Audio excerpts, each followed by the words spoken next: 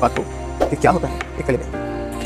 ये इक्विलिब्रियम तुम्हारी या मेरी या किसी की भी एक हालत स्टेट होना या ना होना, मेरा या तुम्हारा रेस्ट में होना, या यूनिफॉर्म वेलोसिटी से मूव करना, नॉट लाइक दैट, बिल्कुल यूनिफॉर्म वेलोसिटी से मूव करना, या तो रेस्ट में होना या यूनिफॉर्म वेलोसिटी से मूव करना, ऐसी हालत को बोलते हैं क्या, इक्विलिब्रियम। पहला तरीका जानना कि या तो आप रेस्ट में हो और आपके ऊपर या तो कोई फोर्स नहीं लग रही, या जितनी भी फोर्स लग रही हो सब का सब जीरो देखो, या तो तुम्हें कोई कुछ नहीं कह रहा, या तुम्हें जितने भी लोग कुछ कह रहे हैं वो सारी बातें तुम सुन रहे हो और वो सारी बातें इधर वाले से कैंसिल हो रही है, यानी कि तुम पे लगने वाली तमाम वो फोर्सेस वो एक दूसरे में जब मिल रही है तो कैंसिल हो रही है, यानी या तो नहीं लग रही फोर्स या लग रही है, तो उन सब का सम जीरो है, तो तुम पे कोई असर ही नहीं हो रहा फोर्स का यार, तुम्हारे अंदर कोई एक्सेलरेशन प्रोड्यूस नहीं हो रहा, यानी तुम। अस्सलाम वालेकुम, हाय बच्चों, this is me Abdul Wahab and you are watching a very beautiful channel physics talks with Wahab. तो बेटा, इससे पहले वाले एपिसोड में मैंने आपको equilibrium and types of equilibrium समझा दी थी। अब के एपिसोड में, आज के एपिसोड में हम कंडीशंस ऑफ इक्विलिब्रियम को समझेंगे, जो भी उनके हवाले से हमें पता होना ज़रूरी है वो हम चीज़ें जानेंगे, and that's it. So start watching my lecture. Thank you.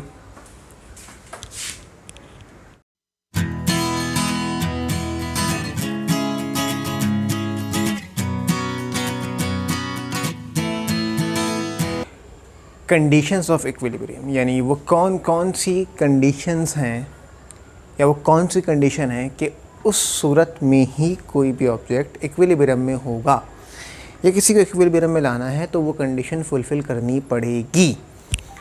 So there are two conditions for a body to have equilibrium. वो जो दो कंडीशन हैं उनमें कहीं कहीं एक कंडीशन सेटिस्फाई हो जाए तो भी इक्विलिब्रियम में आ जाता है, कहीं कहीं दोनों कंडीशंस को सेटिस्फाई करना पड़ता है, फुलफ़िल करना पड़ता है। या फिर यूँ कह लीजिए कि जहाँ सेकंड कंडीशन को फुलफ़िल करते हैं वहाँ सेकंड के साथ फर्स्ट ऑटोमेटिकली फुलफ़िल हो जाती है, लेकिन जहाँ सिर्फ फर्स्ट फुलफ़िल होती है तो वहाँ सेकंड फुलफ़िल नहीं हो रही होती, तो कभी कभी वहाँ उसकी ज़रूरत भी नहीं पड़ती। ठीक है भाई, तो इसी तरह से आज हम समझेंगे और हम इसमें देखेंगे कि फ़र्स्ट कंडीशन ऑफ इक्विलिब्रियम क्या होती है। ठीक है भाई, तो मैं यहाँ पर एक बहुत खूबसूरत सी हेडिंग बनाता हूँ, ठीक है भाई, और वो है हमारी first condition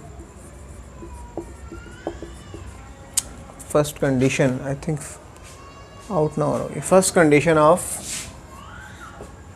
equilibrium, first condition of equilibrium. ठीक है भाई, यम फर्स्ट कंडीशन ऑफ इक्विलिब्रियम। ठीक है भाई, चलिए तो अब क्या करते हैं इसमें, यहाँ से हम ये देखते हैं कि क्या है फर्स्ट कंडीशन। यहाँ लिखते हैं, इट स्टेट्स दैट, पहली कंडीशन हमें बताती है, it states that a body is in translatory equilibrium if all the forces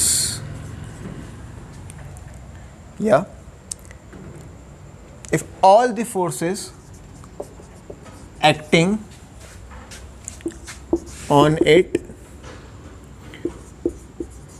sum up to 0। या मैं इस लाइन को और करके लिख देता हूँ, इफ़, मैं यहाँ पे और करके लिख रहा हूँ, इफ़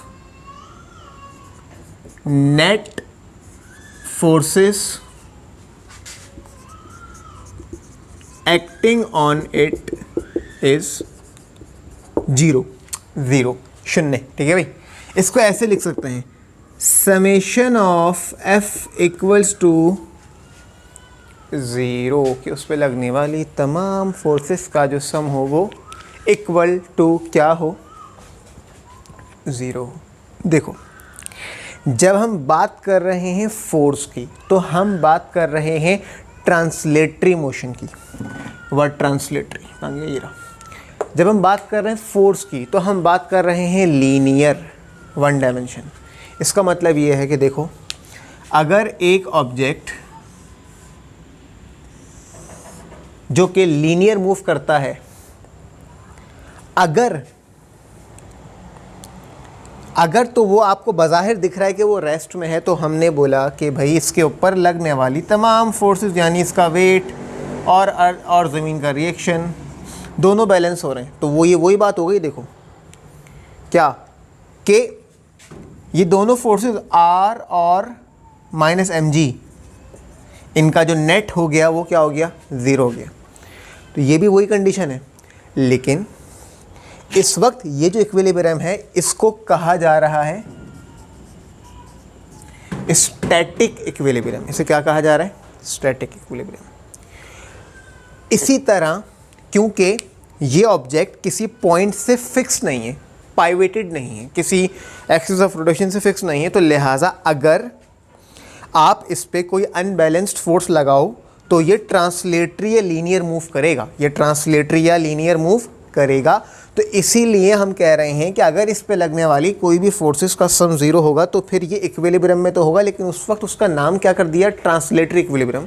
क्योंकि अगर तो ये मूव करेगा तो ट्रांसलेटरी या लीनियर मूव करेगा, ये किसी पॉइंट से फिक्स होकर रोटेट नहीं करेगा। ठीक है, तो देखो क्या बात कर रहे हैं कि एक ऑब्जेक्ट पे, ठीक है, जो कि लीनियरली मूव करेगा, उस पे लगने वाली तमाम forces, all the forces acting on it sum up to 0, या net forces acting on it is 0। अब बात सुनो, अगर कोई ऑब्जेक्ट जो लीनियर मूव कर सकता है और वो मूव नहीं कर रहा, वो रुका हुआ है, तो वो स्टैटिक इक्विलिब्रियम के अंदर। अब इसका मतलब ये है कि या तो उस पर वाकई कोई फोर्स नहीं लग रही, या उसके ऊपर लगने वाली पेयर ऑफ फोर्स या 3, 4, 5 नंबर ऑफ फोर्सेस, सबका सम इक्वल टू 0 हो रहा है। तो पहली बात तो ये है कि ऐसा कोई ऑब्जेक्ट है नहीं जिस पे कोई फोर्स ना लग रही हो। डेफिनेटली हर वक्त एक ऑब्जेक्ट पे ग्रेविटेशनल फोर्स तो लगती है, जिसकी वजह से वो डाउनवर्ड गिरता है, या फिर अगर उसको रिएक्शन मिल जाए तो वो बैलेंस हो जाता है। तो हम यही कहेंगे कि फोर्स तो लग रही होती है हर वक्त, लेकिन वो सारी फोर्सेस सम अप टू 0 हो रही होती हैं। तो उस वक्त वो स्टैटिक इक्विलिब्रियम में भी होता है, या उसको बोल सकते हैं कि वो ट्रांसलेशनल इक्विलिब्रियम में है। ठीक है, पहली कंडीशन की वर्डिंग ये हो गई, फॉर्मूला ये हो गया, लेकिन this is not just enough. हम इसको फर्दर थोड़ा सा और समझते हैं। कैसे समझते हैं कि देखो, हम ये बात करेंगे कि क्योंकि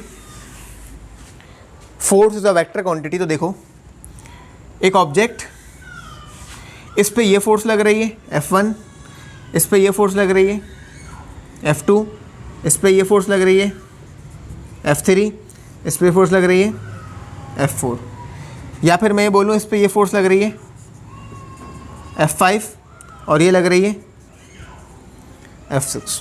तो देखो इस पे 6 फोर्सेस लग रही हैं, तो 6 के 6 का सम क्या होना चाहिए, इस तरह से देखो, F1 plus F2 plus F3 plus F4 plus F5 plus F6 equal to 0 होना चाहिए, और यही होगा। लेकिन हम करेंगे क्या, हम ये देखेंगे कि फोर्सेस ज़रूरी नहीं है सिर्फ x डायरेक्शन में लग रही हूँ या सिर्फ y डायरेक्शन में लग रही हूँ, नहीं, वो दोनों में लग सकती हैं। जैसे कि F1 और F2 ये अलॉन्ग द x एक्सिस लग रही हैं, जबकि F3 F4 along the y axis लग रही हैं, जबकि F5 और F6 जो है वो 2 डायमेंशन में लग रही हैं, यानी x और y के बीच में। तो देखो ये जो F5 है ना, ये ब्रेक हो जाएगा इस तरह से, F5 cos थीटा और F5 sin थीटा, इस तरह ये भी ब्रेक हो जाएगा।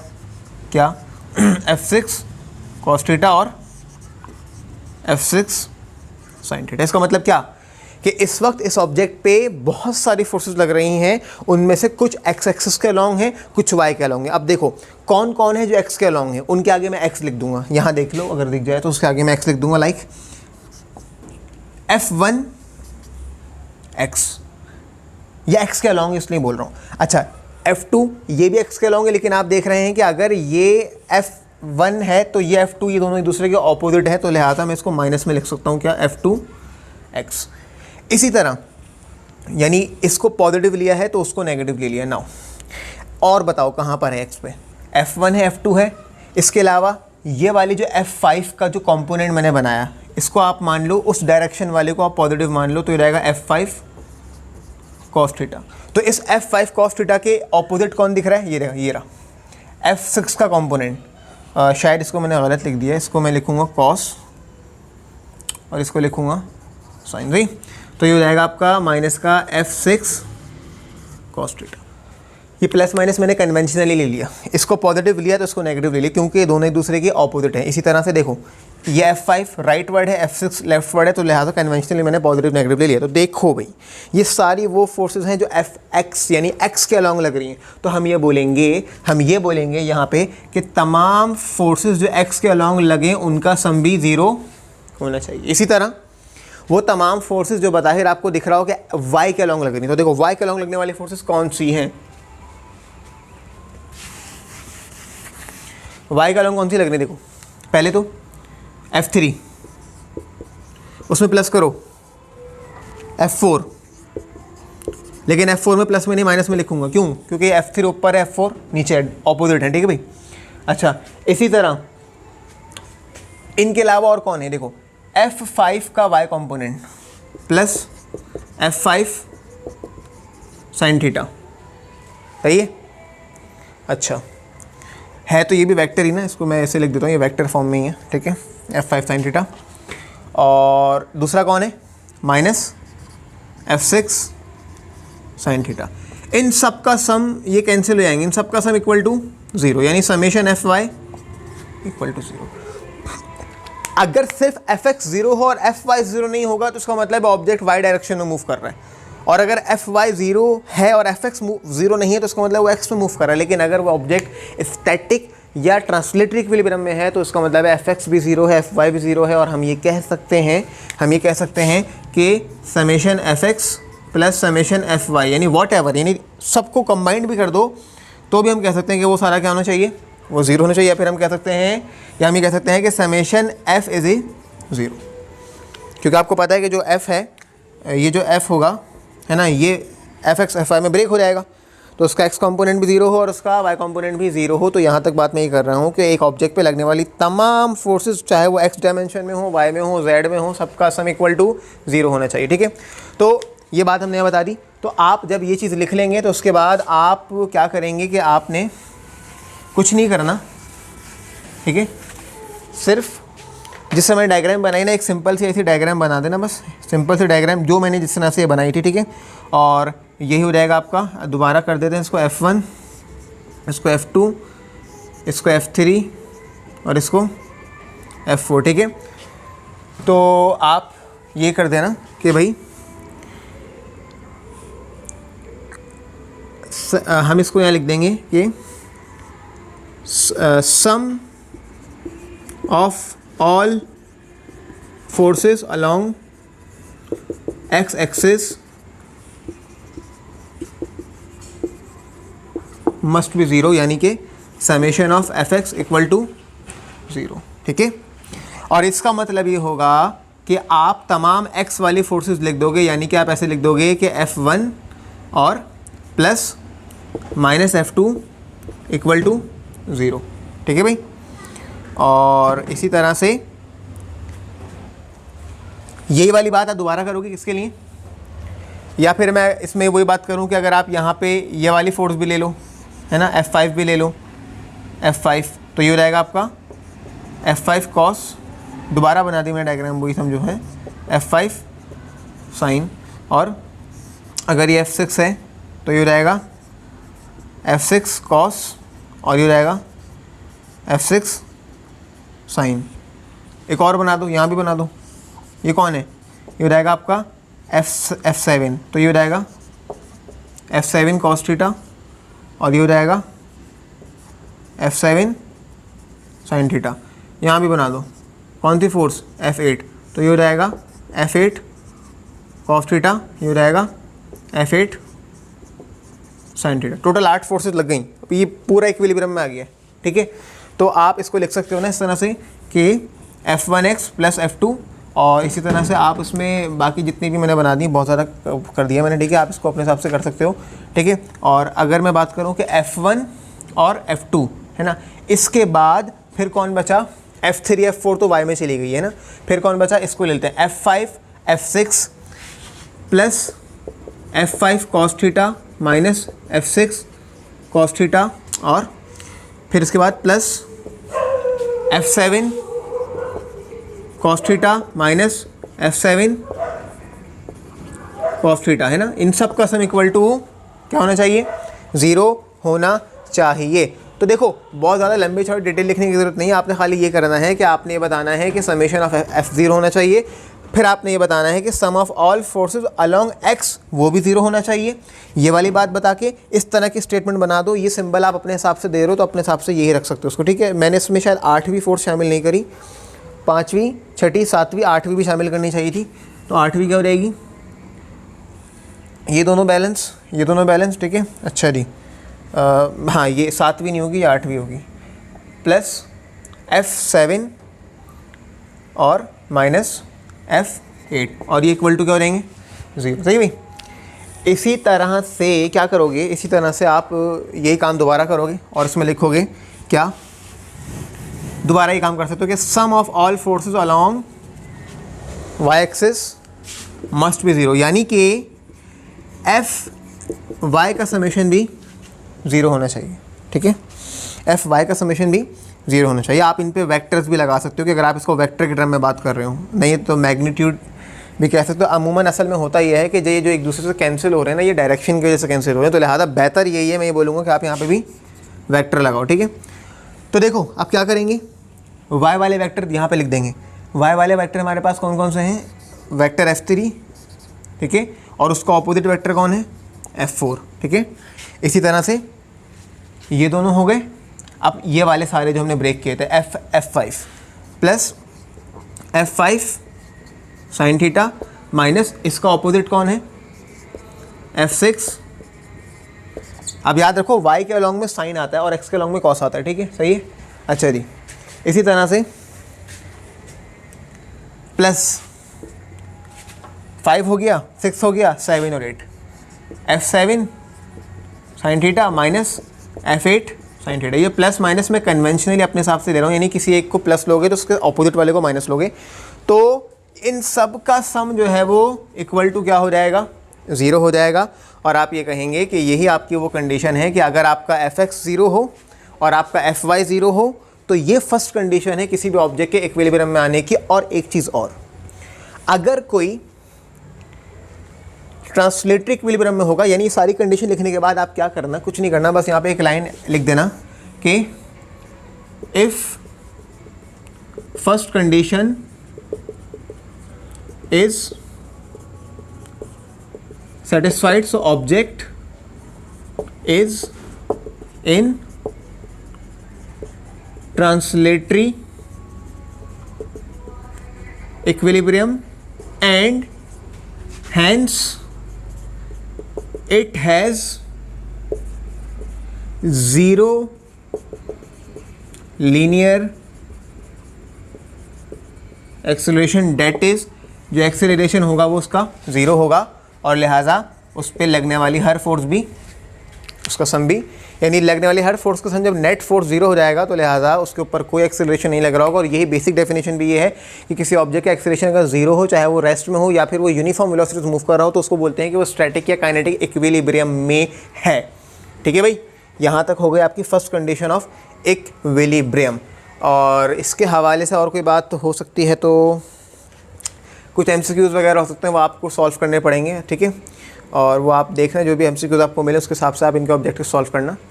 जो बात यहाँ तक बता दी है इसके लिए यही ज़रूरी था, यही इनफ है, कोई ज़्यादा डिटेल इसकी नहीं है, कोई ऐसी कोई ख़ास डेरिवेशन नहीं है, कोई बड़े मामलात नहीं है इसके। तो ये मामलात थे FX और FY में। हाँ, आप इन FX FY के जो मैंने वेक्टर्स लिखे हैं इनको आप अलग अलग नामों से भी लिख सकते हो, ठीक है, कि सबको X और Y या आई जे की फॉर्म में लिख सकते हो, लेकिन ना लिखोगे तो कोई मसला नहीं है। मैं ये बोलूँगा कि सिंपली डिफ़ाइन कर सकते हो ये सारी कंडीशन इस तरह से। लेकिन हाँ, आप ये डायग्राम जो भी बनाओ उसमें जो भी वेक्टर्स के नाम दो आप उसके अकॉर्डिंगली ही Fx और Fy की इक्वेशंस बना के यहाँ लिख सकते हो। और आप ये कह सकते हो कि हाँ भाई Fx 0 Fy 0, और वो कंडीशन कौन सी हो जाएगी, फर्स्ट कंडीशन और ट्रांसलेटरी इक्विलिब्रियम में होगा, और उसमें उसका जो भी लीनियर एक्सेलरेशन होगा वो 0 होगा, ठीक है। चलो अब आते हैं किसके ऊपर, अब आते हैं सेकंड कंडीशन ऑफ इक्विलिब्रियम के ऊपर। क्योंकि देखो सिर्फ फर्स्ट कंडीशन ही सेटिस्फाई होना ज़रूरी नहीं है, बाज़ औक़ात सेकंड कंडीशन को भी सेटिस्फाई होना पड़ता है इक्विलिब्रियम में आने के लिए। अच्छा, तो तो अब हम बात करते हैं second condition of equilibrium. Second condition of equilibrium या फिर यहाँ कंप्लीटेड कंडीशंस ऑफ इक्विलिब्रियम, सारी कंडीशंस यहाँ कंप्लीट हो गई, यानी कि 2 ही कंडीशंस थी तो उसी को मैंने सारी बोल दी, ठीक है भाई। सेकंड कंडीशन ऑफ इक्विलिब्रियम, देखो आपको पता है, मैंने बताया कि एक ऑब्जेक्ट पे लगने वाली अगर 2 फोर्सेस भी हों और वो उसको बैलेंस कर दें, कैंसिल कर दें, तो वो इक्विलिब्रियम में आ जाता है। लेकिन ये मामला हर किसी के लिए नहीं होता। अब जैसे कि एक ऑब्जेक्ट है, ठीक है, ये मान लो कि ये एक पॉइंट से एक्सिस ऑफ रोटेशन से पाइवेटेड है, फिक्स है, यानी एक किस्म की खिड़की है कि जिसको अगर आप यहाँ से फोर्स अप्लाई करते हो इसके ऊपर उस तरफ, तो ये ऐसे रोटेट करेगी, ठीक। अब बात सुनो, देखो यही कर रहे हैं, ये फोर्स F1 है और ये फोर्स F2 है। ये दोनों फोर्सेस कैसी हैं, यानी ये फोर्स वहाँ जा रही है, यानी वहाँ से मुरादी उस तरफ, और ये फोर्स आपकी तरफ आ रही है, इस तरफ, इस तरफ। तो यानी कि एक फोर्स जा रही है, एक फोर्स आ रही है। बज़ाहिर क्या बात हो रही है, बज़ाहिर तो ये बात हो रही है ना, देखो इस तरह से ये कि यानी कि एक फ़ोर्स यहाँ जा रही है और एक फ़ोर्स यहाँ आ रही है, F1 और F2, है ना, ऐसे ही हो रहा है ना। अच्छा, देखा जाए तो भाई ये एक ऑब्जेक्ट है ना, देखा जाए तो भाई ये एक ऑब्जेक्ट है और इसके ऊपर लगने वाली 2 फोर्सेस एक जैसी, equal in magnitude but opposite in direction. लेकिन क्या ये इसको रेस्ट में रखेंगी, जबकि ये किसी ऊपर, हम इसको ऊपर से देखो, ऊपर वाले व्यू से, तो ये फिक्स है, यानी ये रोटेट करेगा। जैसे ये रोटेट करेगी, तो अब बताओ बराबर फोर्सेस लग रही हैं। यहाँ तो समेशन F0 हो रहा है, समेशन F0 हो रहा है, क्यों, F1 माइनस F2 0, लेकिन फिर भी ये रेस्ट में नहीं होगा, ये रोटेट करेगा। क्यों, देखो इस वाली फोर्स की वजह से इसमें टॉर्क पैदा होगा F1D, जो कि इसको इस जानिब घुमाएगा, इस तरफ एंटी क्लॉकवाइज घुमाएगा, और इसकी वजह से इस तरफ टॉर्क, यानी ये दोनों मिलके क्या करेंगे, दोनों मिलके तो कपल पैदा कर देंगे, कपल प्रोड्यूस हो जाएगा, और कपल से तो रोटेशन स्टार्ट हो जाएगा। तो इसका मतलब ये है कि ऐसी सिचुएशन में कि जब कोई ऑब्जेक्ट किसी पॉइंट से पाइवेटेड हो, फिक्स हो, वो रोटेट करने की सलाहियत रखता हो, तो उस पर लगने वाली दोनों equal and opposite forces cancel करके इक्विलिब्रियम में नहीं लाती हैं, बल्कि कपल बना देती हैं। तो ऐसे में करना ये होगा कि ऐसे कंडीशन में किसी ऑब्जेक्ट को अगर आपने इक्विलिब्रियम में रखना है, ऐसा ऑब्जेक्ट जो रोटेशन की कैपेबल हो, ट्रांसलेटरी मोशन की नहीं, रोटेशनल मोशन की, अगर आपको उसको इक्विलिब्रियम में रखना है, तो वो इक्विलिब्रियम कहलाएगा रोटेशनल इक्विलिब्रियम। अब उसकी कंडीशन क्या होगी, उसकी कंडीशन याद रखना, उसकी कंडीशन फोर्स पे डिपेंड नहीं करेगी, क्योंकि फोर्स पे डिपेंड करने से मामला हल नहीं हो रहा। तो अब ये डिपेंड करेगी रोटेशनल फैक्टर पे। याद करें, फोर्स का रोटेशनल फैक्टर क्या होता है, जब किसी ऑब्जेक्ट पे फोर्स लगा और वो टर्न करे तो उसमें टॉर्क प्रोड्यूस होता है। तो इसका मतलब है कि सेकंड कंडीशन डिपेंड करेगी टॉर्क के ऊपर। तो बेटा इसकी स्टेटमेंट क्या बनेगी आपके पास कि a body is said to be in rotational equilibrium। मैंने वर्ड इस्तेमाल किया है rotational, rotational equilibrium if it is acted upon by, या बल्कि नहीं, it is acted upon नहीं बोलूँगा मैं, ये बोलूँगा if net torque acting on it is 0, या if sum of all the torques acting on it is 0, that is summation of torque equal to 0। अब अगर मान लो एक ऑब्जेक्ट है इस तरह से, ठीक है, इस पे एक बच्चा बैठा और इस पे इसके पापा बैठे, है ना भाई, क्या ये इक्विलिब्रियम में होगा? बच्चे ने यहाँ फोर्स अप्लाई करी, ये वाली फोर्स, अब्बा जी ने बड़ी वाली फोर्स अप्लाई कर दी, तो ये तो नीचे आ जाएगा, इसमें इक्विलिब्रियम कायम नहीं रह पाएगा। इसको इक्विलिब्रियम में कायम रखना है तो फिर यहाँ इनके एक और बच्चे को बैठना पड़ेगा, 2 बच्चे बैठ गए साथ में और एक अब्बा। अब मान लो दोनों का वज़न बराबर हो गया 10 न्यूटन 10 न्यूटन। अब देखो अब्बा जी जो हैं वो टॉर्क प्रोड्यूस करा रहे हैं इस डायरेक्शन में। इस टॉर्क को क्या बोलोगे? ये टॉर्क टॉ1 है ना, मान लो टॉ1। ये कौन सी डायरेक्शन का टॉर्क है? ये देखो क्लॉकवाइज। तुम क्लॉकवाइज टॉर्क को नेगेटिव ले तो याद रखना, तो माइनस लगा दिया मैंने। अच्छा, अब इसमें एक और टॉर्क प्रोड्यूस हो रहा है, वो टॉर्क ये प्रोड्यूस कर रहे हैं। अब देखो ये बच्चे इसको इस तरफ झुका रहे हैं, अब इसमें ये टॉर्क प्रोड्यूस हो रहा है। ये टॉर्क किस डायरेक्शन में है? ये है एंटी क्लॉकवाइज। ये था क्लॉकवाइज, ये है एंटी क्लॉकवाइज। तो एंटी क्लॉकवाइज टॉर्क तुम्हें पता है पॉजिटिव लेते हो तो उस पर पॉजिटिव टॉर्क टॉ2। अब ये टॉ2 इनकी वजह से, अब देखो ये दोनों टॉर्क टॉ1 प्लस टॉ2 मिलके 0 हो रहे हैं। क्यों? देखो यहाँ से यहाँ का डिस्टेंस मान लो 2 मीटर, तो यहाँ से यहाँ का डिस्टेंस भी 2 मीटर। 10 टू द 20 टॉर्क कितना आ रहा है? 20 न्यूटन मीटर, और 10 टू द 20 टॉर्क 1 कितना आ रहा है? 20 न्यूटन मीटर, और टॉर्क 2 कितना आ रहा है? 20। गौर करो दोनों की फोर्स बराबर, तो दोनों ऑपोजिट यानी अलग अलग लाइन ऑफ एक्शंस पे सेम डायरेक्शन में फोर्स अप्लाई कर रहे हैं।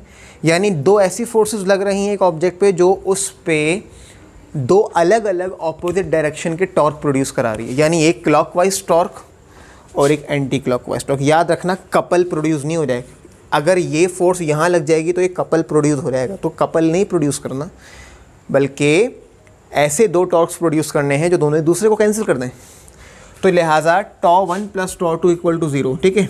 या फिर आप कह दो if there are n number of torques, तो फिर क्या होगा? तो टॉ1 प्लस टॉ2 प्लस टॉ3 प्लस टॉ4 plus dot dot dot plus टॉn, ये सारे के सारे 0, यानी कि समेशन टॉ n, और n जो है समेशन टॉ i लिख दो इसको, और i जो है वो 1 से लेके n, ये सब के सब क्या हो जाएंगे? 0। इसको लिखने का तरीका है, ये पहले फोर्स को भी मुझे ऐसे लिखना चाहिए था, मैंने नहीं लिखा, यहाँ नोट कर लो। समेशन ऑफ टॉर्क, मैंने यहाँ एक सिंबल लगाया i। अब ये i का मतलब क्या? i का मतलब है i 1 से लेके n। ये लोअर लिमिट होती है या अपर लिमिट होती है? 1 से लेके n, यानी कि 1 से लेके n तक जितने भी टॉर्क आएंगे सबका जो समेशन होगा वो 0 हो जाएगा। सही है। तो ये वो सेकंड कंडीशन है कि किसी ऑब्जेक्ट को अगर आप, जो कि रोटेट कर सकता है, लेकिन आप उसको ये देखो ये रोटेट कर सकता है ऐसे, ये रोटेट कर सकता है, लेकिन अगर आपको इसको इक्विलिब्रियम में रखना है जो कि रोटेशन इक्विलिब्रियम कहलाएगा, तो आपको ये डाउनवर्ड वाली फोर्स यानी ये वाला टॉर्क और ये वाला टॉर्क, यानी कि दोनों तरफ से एक ही डायरेक्शन में टॉर्क आए, तो क्योंकि ये सेंटर से फिक्स है तो यहाँ से भी इधर आना चाहेगा, यहाँ से भी इधर आना चाहेगा, तो दोनों दूसरे को बैलेंस कर देंगे और फिर ये कहीं नहीं जाएगा और ये एक रोटेशनल इक्विलिब्रियम में आ जाएगा। तो वो ऑब्जेक्ट जो रोटेट करते हों लेकिन हम उनको रोटेट होने से रोक दें by applying 2 equal and opposite torques, clockwise and anti clockwise. अगर 4 टॉर्क लगेंगे तो 2 क्लॉकवाइज 2 एंटी क्लॉकवाइज, अगर 6 लगेंगे तो 3 क्लॉकवाइज 3 एंटी क्लॉकवाइज। याद रखना कि इक्वल होने चाहिए, ठीक है। तो लिहाजा तमाम टॉर्क उस पर लगें और उसका सम 0 हो जाए, तो ये देखो ये झूला, ये सीसॉ आ गया इक्विलिब्रियम में, ना ये इधर जाएगा ना ये इधर जाएगा, बल्कि ये स्टैटिक रहेगा। अब सुनो वही बात जो मैंने यहाँ लिखवाई थी, यहाँ कहीं नोट कर लेना कि if second condition is satisfied, अगर सेकंड कंडीशन सेटिस्फाई होती है, अगर होती है, ठीक है, then object is in rotational equilibrium और hence it has 0 angular acceleration, यानी कि अल्फा 0। तुम्हें याद होगा कि जब कोई ऑब्जेक्ट रोटेट करता है, सर्कल में मूव करता है, तो उसके अंदर टू डायमेंशनल फैक्टर की वजह से एंगुलर फैक्टर्स आ जाते हैं, जैसे एंगुलर वेलोसिटी, एंगुलर एक्सीलरेशन। तो बात सुनो कि जब कोई ऑब्जेक्ट सर्किल में यानी रोटेट करता है तो जिस रफ्तार से रोटेट करता है वो एंगुलर वेलोसिटी होती है। अगर एंगुलर वेलोसिटी कांस्टेंट हो जाती है तो फिर ऑब्जेक्ट यूनिफॉर्म एंगुलर वेलोसिटी से मूव करता है और उस वक्त उसका एंगुलर एक्सेलरेशन ज़ीरो होता है और हम कहते हैं कि वो रोटेशनल डायनेमिक इक्विलिब्रियम के अंदर है। जैसे अर्थ का स्पिन मुसलसल कांस्टेंट है तो इस पे लगने वाले तमाम टॉर्क का सम ज़ीरो है और उसका एंगुलर एक्सेलरेशन भी ज़ीरो है। तो बस इतनी सी आसान सी बात याद रख लो कि अगर सेकंड कंडीशन सेटिस्फाई होती है तो ऑब्जेक्ट रोटेशनल इक्विलिब्रियम में है। और रोटेशनल का मतलब यह है कि वो किसी भी तरह से मूव नहीं कर रहा, रोटेट नहीं कर रहा। तो रोटेट नहीं करे, घूमे नहीं, तो उसके अंदर कोई एक्सेलरेशन नहीं है, ना तो लीनियर है और ना ही एंगुलर है। तो हम बात करते हैं एंगुलर की ख़ास तौर से।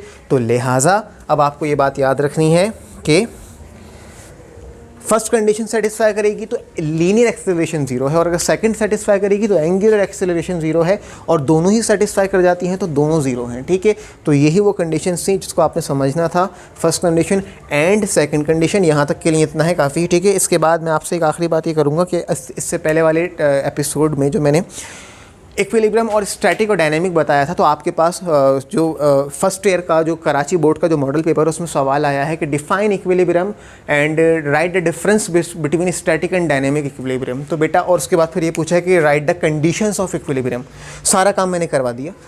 चाहो तो यहाँ से नोट करके लिख लेना, चाहो तो किसी भी अच्छे नोट से जो भी तुम्हें ठीक लगे तुम वहाँ से याद करके लिख लेना। ठीक है, कॉन्सेप्ट समझाना मेरा काम था, मैंने तुम्हें समझा दिया। इक्विलिब्रियम लिख लेना। Difference between static and dynamic कैसे लिखोगे? डिफरेंस तुम ज़्यादा से ज़्यादा भाई 3 पॉइंट्स बना देना। पहला पॉइंट बना देना दोनों की डेफिनेशन का, ठीक है, स्टैटिक और डायनेमिक में। दूसरा बना देना कि स्टैटिक और डायनेमिक में जब तुम लोग को मैंने एग्जाम्पल्स लिखवाई हैं तो दूसरा पॉइंट तुम एक की एग्जाम्पल लिख दो, दूसरे में दूसरे की एग्जाम्पल लिख दो।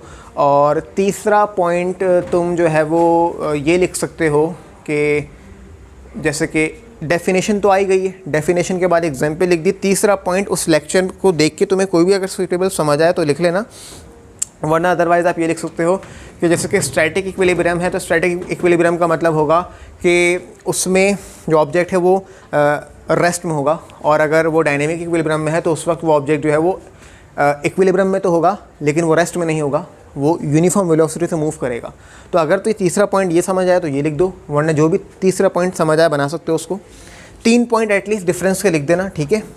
और कंडीशंस ऑफ इक्विलिब्रियम आपकी आ जाएंगी। तो आपका ये जो कि शॉर्ट में पूछा गया है तो आप शॉर्ट में लिख दोगे और उनका भरोसा नहीं है वो लॉन्ग में पूछ लें तो मसला नहीं, इतना ही करना है बस। हाँ, अलबत्ता ये हो सकता है कि आपसे बाकायदा एक लॉन्ग बना दिया जाए, उसमें आपसे टॉर्क, कपल, इक्विलिब्रियम वगैरह कंबाइंड पूछ लिया जाए तो वो एक अलग बात है। मैंने टॉर्क भी पढ़ा दिया, कपल भी पढ़ा दिया, इक्विलिब्रियम भी पढ़ा दिया, टाइप्स ऑफ इक्विलिब्रियम पढ़ा दिया और कंडीशंस ऑफ इक्विलिब्रियम भी पढ़ा दिया है अब तक के पिछली एपिसोड्स और इसको मिला के, ठीक है।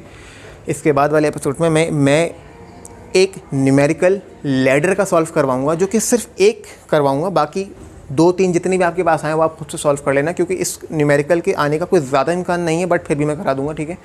उसके बाद देन फर्दर एपिसोड्स में हम एंगुलर मोमेंटम वगैरह को कर लेंगे और यह हमारे मामलात यहाँ ख़त्म हो जाएंगे, ठीक है। तो जितना कुछ समझाया है इसको समझ लेना, तैयारी कर लेना और by the time I upload my next episode, so take care, have fun and keep studying, take care, good bye, अल्लाह हाफिज़।